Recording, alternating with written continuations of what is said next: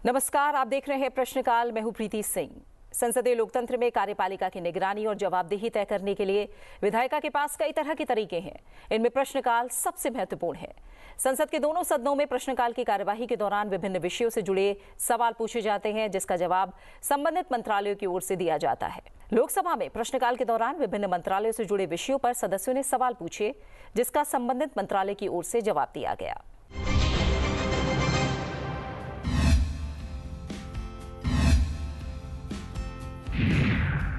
आज के कार्यक्रम का पहला सवाल जुड़ा है भारत पूर्वानुमान प्रणाली से। इस सवाल को पूछा है लोकसभा सांसद कमलजीत सहरावत ने। उन्होंने पृथ्वी विज्ञान मंत्रालय से पूछा कि हाल में आरंभ की गई भारत पूर्वानुमान प्रणाली की प्रमुख विशेषताएं क्या हैं और इसके उद्देश्य क्या हैं, और ये देश की मौसम पूर्वानुमान क्षमताओं को किस प्रकार बढ़ाएगी। भारत पूर्वानुमान प्रणाली विशेष रूप से जलवायु परिवर्तन के संदर्भ में फसल हानि को कम करने और आपदा तैयारी में सुधार करने में किस प्रकार योगदान देगी। स्वदेशी रूप से विकसित की जा रही भारत पूर्वानुमान प्रणाली का क्या महत्व है और ये किस प्रकार आत्मनिर्भर भारत और मेक इन इंडिया पहल के लक्ष्यों के अनुरूप है।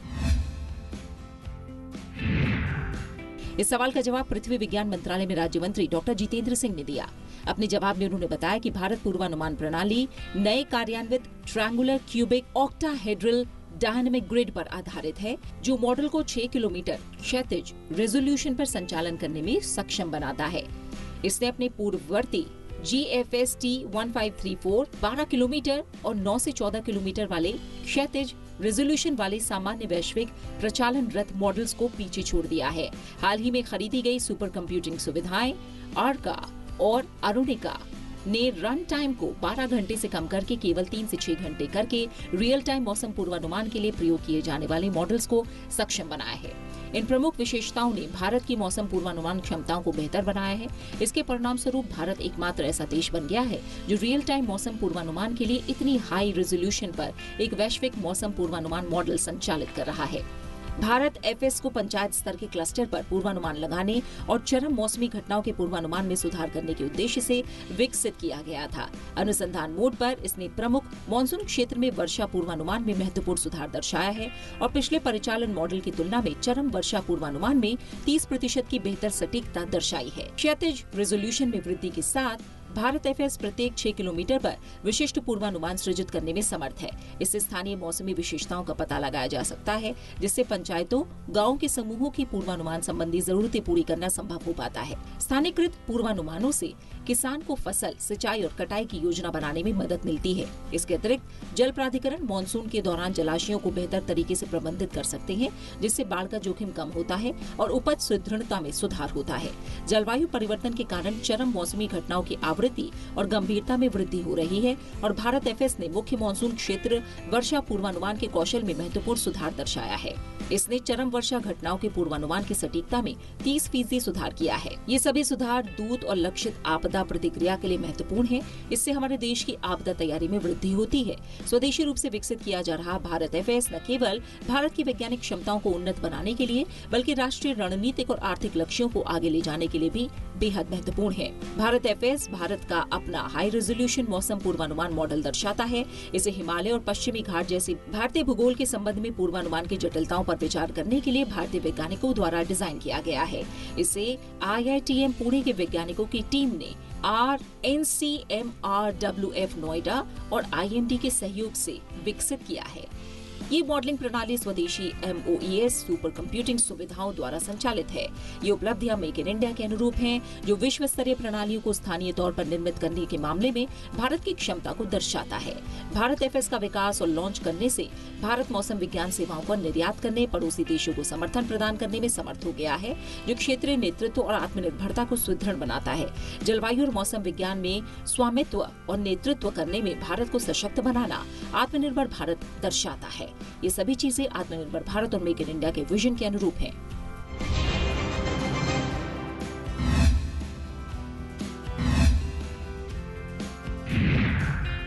आज के कार्यक्रम का अगला सवाल जुड़ा है मिशन रफ्तार योजना से। सवाल को पूछा है लोकसभा सांसद विद्युत बरन महतो ने। उन्होंने रेल मंत्रालय से पूछा कि यात्री और माल वहन सेवा दोनों प्रयोजनों के लिए औसत रेल गति बढ़ाने के लिए लक्षित मिशन रफ्तार योजना के उद्देश्य और उपलब्धियां क्या हैं। इस मिशन के अंतर्गत रेल मार्ग का दोहरीकरण, विद्युतीकरण और सिग्नल प्रणाली का उन्नयन करने सहित बुनियादी ढांचे में क्या सुधार किए गए हैं। क्या इस योजना के प्रभाव का आकलन करने के लिए तृतीय पक्ष द्वारा कोई मूल्यांकन किया गया है? अगर हाँ तो ब्यौरा क्या है और ऐसी समीक्षा के क्या परिणाम निकले हैं। इस सवाल का जवाब रेल मंत्री अश्विनी वैष्णव ने दिया। अपने जवाब में उन्होंने बताया कि 2016-17 के रेल बजट में मिशन रफ्तार की घोषणा की गई थी, जिसका लक्ष्य मालगाड़ियों और सुपरफास्ट मेल एक्सप्रेस गाड़ियों की औसत गति बढ़ाना था। रेलगाड़ियों की गति बढ़ाने का सतत प्रयास रहता है और ये सतत प्रक्रिया है जो रेल पथ, सिग्नल प्रणाली, OHE के उन्नयन, उच्च शक्ति वाले रेल इंजनों, आधुनिक सवारी डिब्बों पर निर्भर है। इस मिशन को प्राप्त करने के लिए मध्यावधि और दीर्घकालिक योजनाओं में अवसंरचनात्मक सुधार यानी तीसरी लाइन, चौथी लाइन का निर्माण, बाईपास प्रदान करना, रेल फ्लाईओवर, गाड़ियों में पर्याप्त अश्वशक्ति के इंजन की व्यवस्था, पारंपरिक रेल इंजन चालित गाड़ियों की जगह MEMU चलाना, समय सारणी में परिवर्तन और 1x25 किलोवाट कर्षण प्रणाली को 2x25 किलोवाट कर्षण प्रणाली में बदलना शामिल है। पिछले 10 वर्षों के दौरान भारतीय रेल में गति क्षमता बढ़ाने के लिए रेल पथों का उन्नयन और सुधार बड़े पैमाने पर किया गया है। रेल पथ के उन्नयन के उपायों में 60 किलोग्राम की पटरियां, चौड़े आधार वाले कंक्रीट स्लीपर, मोटे वेब स्विच, लंबे rail panel, H beam sleeper, आधुनिक रेलपथ नवीनीकरण और अनुरक्षण मशीनें शामिल हैं। इन उपायों के परिणाम स्वरूप रेलपथ की गति क्षमता में उल्लेखनीय वृद्धि हुई है। गति क्षमता को 160 किलोमीटर प्रति घंटा तक बढ़ाने के लिए स्वर्णिम चतुर्भुज के 2 प्रमुख मार्गों यानी नई दिल्ली मुंबई और नई दिल्ली हावड़ा पर कार्य शुरू किया गया है। भारतीय रेल अन्य बातों के साथ साथ वंदे भारत रेलगाड़ियों की संख्या बढ़ा रही है, जिनमें उच्च गति क्षमता है, और पारंपरिक सवारी डिब्बों वाली पैसेंजर गाड़ियों को वंदे मेट्रो प्रकार की सेवाओं में परिवर्तित कर रही है। भारतीय रेल ने पहले ही 1337 किलोमीटर के पूर्वी समर्पित माल गलियारे और 1404 किलोमीटर के पश्चिमी समर्पित माल गलियारे को कमीशन कर दिया है, जो मालगाड़ियों को उच्च गति से चलाने में सक्षम है।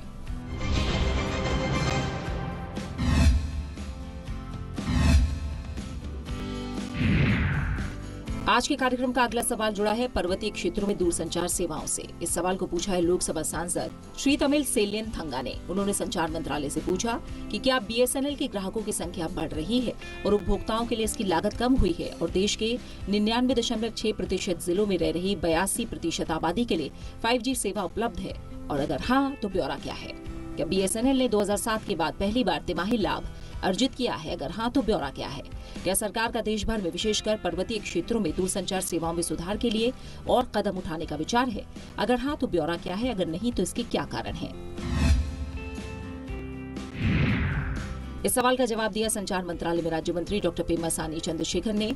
अपने जवाब में उन्होंने बताया कि भारतीय दूरसंचार विनियामक प्राधिकरण समय समय पर एकत्रित और प्रकाशित BSNL सहित देश भर के विभिन्न दूरसंचार सेवा प्रदाताओं के उपभोक्ताओं का विवरण इस संस्थान की वेबसाइट पर उपलब्ध है।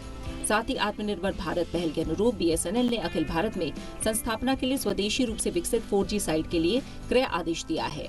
4G उपकरणों की आपूर्ति सितंबर 2023 से शुरू हो गई है और 30 जून 2025 तक कुल 95,537 4G साइट स्थापित की गई हैं और 90,035 साइट ऑन एयर है। ये उपकरण 5G अपग्रेड करने योग्य हैं। BSNL को प्रदान किए गए पुनरुद्धार पैकेजों के परिणाम स्वरूप BSNL ने वित्तीय वर्ष 2020-21 से प्रचालनरत लाभ अर्जित करना शुरू कर दिया है, और BSNL ने वित्तीय वर्ष 2024-25 की तीसरी और चौथी तिमाही में 262 करोड़ रुपए और 280 करोड़ रुपए का निवल लाभ अर्जित किया है। देश भर के पहाड़ी क्षेत्रों में दूरसंचार अवसंरचना में सुधार के लिए सरकार डिजिटल भारत निधि के तहत विभिन्न परियोजनाएं कार्यान्वित कर रही है।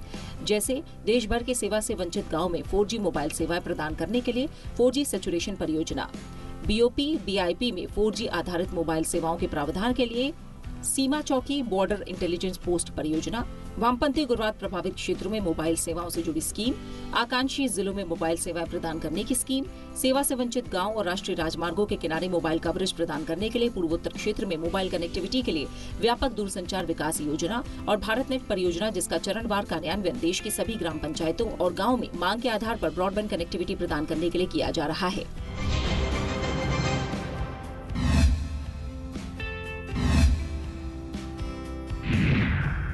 आज के कार्यक्रम का अगला सवाल जुड़ा है उत्तर पूर्व में निवेश के लिए चिन्हित क्षेत्रों से। इस सवाल को पूछा है लोकसभा सांसद सालेंगे संगमा ने। उन्होंने उत्तर पूर्वी क्षेत्र विकास मंत्रालय से पूछा कि उत्तर पूर्व शिखर सम्मेलन के दौरान निवेश और विकास के लिए चिन्हित प्रमुख क्षेत्रों का ब्यौरा क्या है और सरकार उत्तर पूर्व के राज्यों में इसके कार्यान्वयन को किस प्रकार सुगम बनाने की योजना बना रही है। क्या सरकार ने इन प्रस्तावों की प्रगति की निगरानी करने और समय पर क्रियान्वयन सुनिश्चित करने की कोई कार्यबल या समन्वय तंत्र गठित किया है? अगर हाँ तो ब्यौरा क्या है? ये सुनिश्चित करने के लिए क्या कदम उठाए जा रहे हैं कि प्रस्तावित परियोजनाएं क्षेत्र की पारिस्थितिक संवेदनशीलता के अनुरूप हों और उत्तर पूर्व के संवेदनशील पर्यावरण पर प्रतिकूल प्रभाव न डालें? क्या सरकार क्षेत्र में समावेशी, सतत और पर्यावरणीय रूप से उत्तरदायी विकास सुनिश्चित करने के लिए राज्य सरकार और निजी हितधारकों के साथ मिलकर काम कर रही है? अगर हाँ तो ब्यौरा क्या है? इस सवाल का जवाब दिया उत्तर पूर्वी क्षेत्र विकास मंत्रालय में राज्य मंत्री डॉक्टर सुकांत मजूमदार ने। अपने जवाब में उन्होंने बताया कि उत्तर पूर्वी क्षेत्र विकास मंत्रालय ने पूर्वोत्तर क्षेत्र में व्यापार और निवेश को उत्प्रेरित करने के लिए rising north east investors summit 2025 का आयोजन किया। पूर्वोत्तर क्षेत्र में निवेश आकर्षित करने के लिए शिखर सम्मेलन के चिन्हित फोकस क्षेत्र थे पर्यटन और आतिथ्य, कृषि, खाद्य प्रसंस्करण और संबंधित क्षेत्र, कपड़ा, हथकरघा और हस्तशिल्प, स्वास्थ्य देखभाल, शिक्षा और कौशल विकास, IT, ITES, मनोरंजन और खेल, अवसंरचना और लॉजिस्टिक्स और ऊर्जा। राज्य सरकारें इन समझौता ज्ञापनों को मूर्त रूप देने के लिए सभी निवेशकों के साथ सक्रिय रूप से जुड़ी हुई हैं। पूर्वोत्तर राज्य सरकारों द्वारा निवेश को सुगम बनाने के लिए कई कदम उठाए गए हैं, जिनमें अन्य बातों के अलावा सिंगल विंडो मंजूरी, निवेश प्रोत्साहन एजेंसी की स्थापना, भूमि बैंकों का निर्माण, निवेश के लिए प्रोत्साहन शामिल है। सभी पूर्वोत्तर राज्यों ने समझौता ज्ञापनों को मूर्त रूप देने के लिए अपने अपने राज्यों में एक नोडल अधिकारी भी नियुक्त किया है। इसके अलावा उत्तर पूर्वी क्षेत्र विकास मंत्रालय द्वारा राज्य सरकारों के साथ समीक्षा बैठकों के माध्यम से समझौता ज्ञापनों को मूर्त रूप देने की प्रगति की नियमित रूप से निगरानी की जा रही है। राज्य सरकारें पारिस्थितिक रूप से संवेदनशील पूर्वोत्तर क्षेत्र में पारिस्थितिक सौम्यता को संरक्षित करते हुए आर्थिक विकास प्राप्त करने के लिए कम कार्बन छोड़ने वाली टेक्नोलॉजी और पर्यावरणीय रूप से स्थायी प्रथाओं को अपनाने को बढ़ावा देती है। उन परियोजनाओं को प्राथमिकता दी जाती है जिनसे खतरनाक प्रभाव नहीं उत्पन्न होते हैं और जिन्हें हरित उद्योग के रूप में वर्गीकृत किया जाता है, जिससे स्थानीय पर्यावरण पर कम से कम नकारात्मक प्रभाव पड़ता है। राज्यसभा में प्रश्नकाल के दौरान विभिन्न दलों के सांसदों ने मंत्रालयों से जुड़े कई विषयों पर अहम सवाल पूछे, जिसका सरकार की ओर से जवाब दिया गया।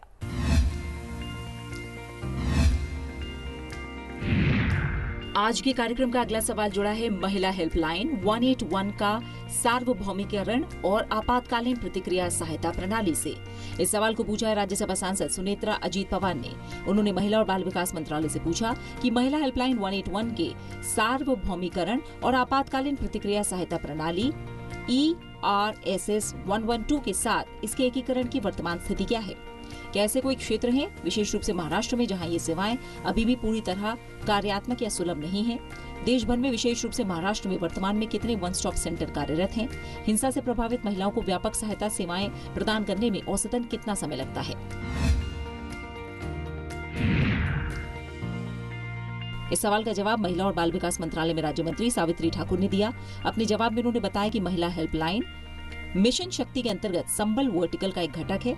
महिला हेल्पलाइन 181 आपातकालीन और गैर आपातकालीन दोनों स्थितियों में महिलाओं की सहायता के लिए 24 घंटे निशुल्क दूरसंचार सेवाएं प्रदान करती है। ये हिंसा से प्रभावित महिलाओं को सहायता प्रदान करती है और सरकारी योजनाओं और सेवाओं के बारे में जानकारी प्रदान करती है। महिला हेल्पलाइन 35 राज्यों, संघराज्य क्षेत्रों में कार्यशील है और आपातकालीन प्रतिक्रिया सहायता प्रणाली ERSS 112 के साथ भी एकीकृत है। पश्चिम बंगाल सरकार महिला हेल्पलाइन का कार्यान्वयन नहीं कर रही है। WHL की शुरुआत से 1 अप्रैल 2015 से 31 मई 2025 तक देश भर में इसके माध्यम से 88,24,000 से ज्यादा महिलाओं को सहायता प्रदान की गई। वन स्टॉप सेंटर भी मिशन शक्ति के अंतर्गत संबल वर्टिकल का एक घटक है। यह हिंसा से प्रभावित महिलाओं, निजी और सार्वजनिक स्थानों पर संकटग्रस्त महिलाओं को एक साथ एकीकृत सहायता और तत्काल सहयोग प्रदान करता है। ये सेंटर जरूरतमंद महिलाओं को चिकित्सा सहायता, कानूनी सहायता और सलाह, अस्थायी आश्रय, पुलिस सहायता और मनोसामाजिक परामर्श जैसी सेवाएं प्रदान करता है। अब तक देश भर में 843 OSC कार्यशील हैं, जिनमें महाराष्ट्र में 55 OSC शामिल हैं। इसकी शुरुआत से यानी 1 अप्रैल 2015 से 30 जून 2025 तक महाराष्ट्र सहित देश भर में 11,94,000 से ज्यादा महिलाओं को सहायता दी गई।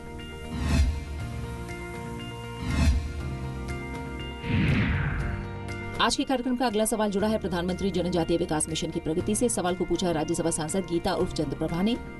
उन्होंने जनजातीय कार्य मंत्रालय से पूछा कि वन धन विकास केंद्रों की स्थापना और विशेष रूप से कमजोर जनजातीय समूहों के लिए बाजार पहुंच सहित प्रधानमंत्री जनजातीय विकास मिशन की राष्ट्रीय प्रगति क्या है। उत्तर प्रदेश में पीवीटीजी को शामिल करने और उनके उत्थान के लिए अपनाई गई कार्यनीतियों जैसे आजीविका सहायता कार्यक्रम, कौशल विकास पहल और जनजातीय उत्पादों और शिल्प के लिए बाजार पहुंच बढ़ाने के प्रयास का ब्यौरा क्या है। इटावा के चंबल बीहड़ों में जनजातीय विकास मिशन में पीवीटीजी को शामिल करने और इटावा के चंबल क्षेत्र में वन धन विकास केंद्रों या जनजातीय हाट बाजारों की स्थापना का ब्यौरा क्या है। इस सवाल का जवाब दिया जनजातीय कार्य मंत्रालय में राज्य मंत्री दुर्गा दास उइके ने।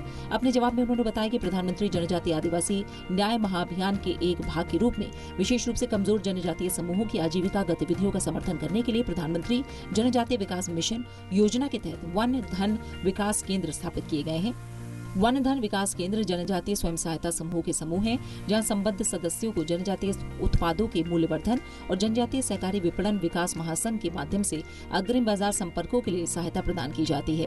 इस योजना के अंतर्गत उत्तर प्रदेश सहित 18 राज्यों और संघ राज्य क्षेत्रों में अब तक 531 पीवीटीजी वीडीवीके स्वीकृत किए जा चुके हैं, जिनमें लगभग 45,480 पीवीटीजी लाभार्थी जुड़े हैं। इनमें से उत्तर प्रदेश राज्य में 319 पीवीटीजी लाभार्थियों को शामिल करते हुए 5 वीडीवीके सभी बिजनौर जिले में स्वीकृत किए गए हैं।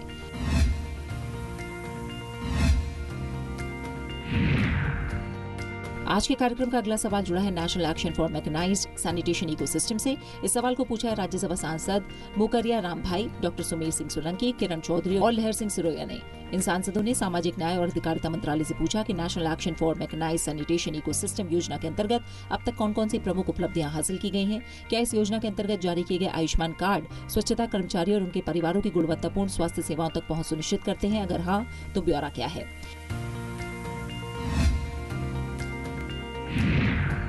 इस सवाल का जवाब दिया सामाजिक न्याय और अधिकारिता मंत्रालय में राज्य मंत्री रामदास अठावले ने। अपने जवाब में उन्होंने बताया कि राष्ट्रीय मशीनीकृत स्वच्छता इकोसिस्टम कार्य योजना सीवर और सेप्टिक टैंक श्रमिकों और कचरा बीनने वालों के कल्याण के लिए केंद्रीय क्षेत्र की योजना है। नमस्ते योजना में चिन्हित लाभार्थियों को आयुष्मान भारत प्रधानमंत्री जन आरोग्य योजना के तहत स्वास्थ्य बीमा कवरेज शामिल है। नमस्ते योजना के अंतर्गत प्रमुख उपलब्धियां भी हैं, जिनमें देश भर में विभिन्न शहरी स्थानीय निकायों में 84,902 सीवर और सेप्टिक टैंक श्रमिकों का सत्यापन किया गया है। राज्य संघ राज्य क्षेत्रों को SSW के लिए 45,871 PPE किट और आपातकालीन प्रतिक्रिया स्वच्छता इकाइयों के लिए 354 सुरक्षा उपकरण किट जारी किए गए हैं। आयुष्मान भारत PMJAY और राज्य स्वास्थ्य योजना के अंतर्गत 54,140 लाभार्थियों को कवर किया गया है। स्वच्छता संबंधी परियोजनाओं के लिए 707 सफाई कर्मचारियों और उनके आश्रितों को 20 करोड़ 36 लाख रुपए की पूंजीगत सब्सिडी जारी की गई है। सीवर और सेप्टिक टैंकों की खतरनाक सफाई की रोकथाम पर 1089 कार्यशालाएं आयोजित की गयी। देश भर के विभिन्न शहरी स्थानीय निकायों में 37,980 कचरा बीनने वालों का सत्यापन किया गया।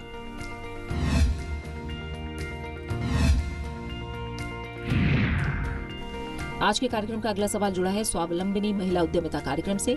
इस सवाल को पूछा है राज्यसभा सांसद माया नारोलिया, रमीलाबेन बेचार भाई बारा और केसरी देव सिंह झाला ने। इन सांसदों ने कौशल विकास और उद्यमिता मंत्रालय से पूछा कि स्वावलंबिनी महिला उद्यमिता कार्यक्रम के अंतर्गत लक्षित उच्च शिक्षण संस्थाओं और छात्राओं की संख्या कितनी है।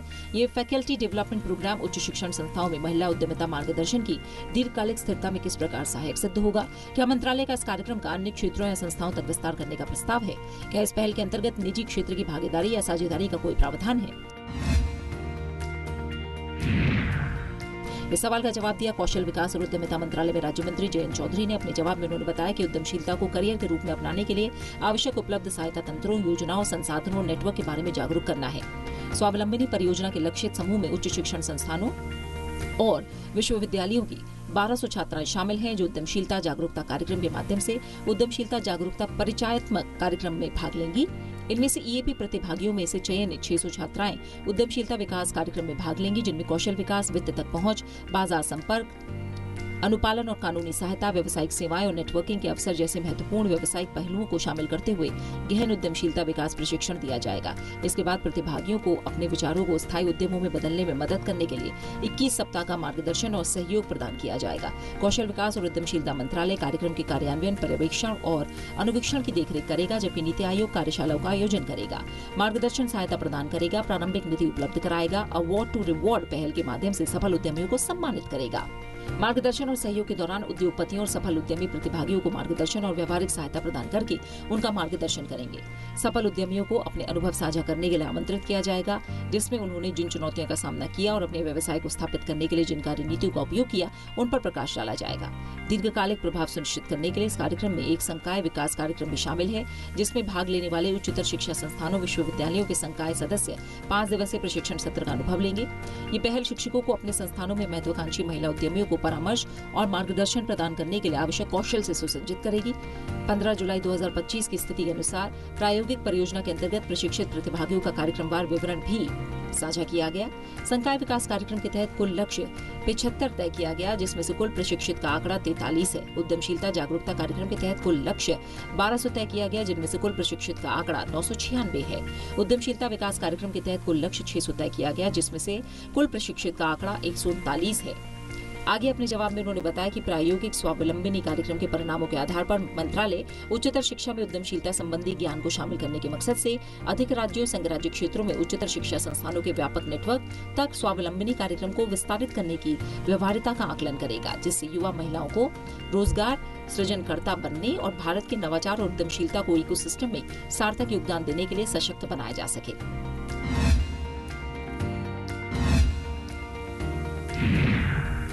आज के कार्यक्रम का अगला सवाल जुड़ा है भारतीय न्याय संहिता से। इस सवाल को पूछा है राज्यसभा सांसद डॉक्टर दिनेश शर्मा ने। उन्होंने गृह मंत्रालय से पूछा कि भारतीय दंड संहिता के स्थान पर भारतीय न्याय संहिता लागू करने की क्या आवश्यकता है। क्या नए आपराधिक कानून के अंतर्गत न्याय प्रणाली की प्रक्रियाओं के लिए कोई समय सीमा निर्धारित की गई है? अगर हाँ, तो ब्यौरा क्या है?